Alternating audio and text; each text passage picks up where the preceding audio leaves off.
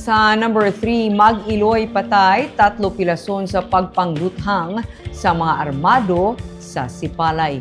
Ginsulod sa duha ka mga armado nga suspect kag ginpaarakan luthang ang magpamilya sa Purok Skid 8, Barangay Nabulaw sa Sipalay City, pasado las 6 sang gabi, Miyerkules, Abril 22. Patay si alias Jonah, 27 anyos, kag iya 3 anyos nga bata na si alias Ariela.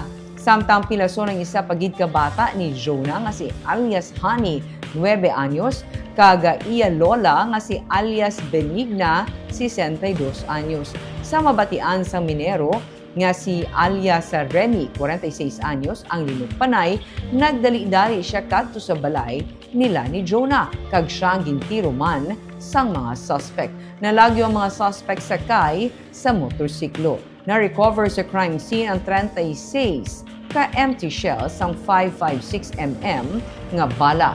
Ginsiling ni Lieutenant Cipriano Lumanog III, Deputy Chief sa Sipalay PNP, posible M16 nga long firearm ang gingamit sa krimen base sa recoveries.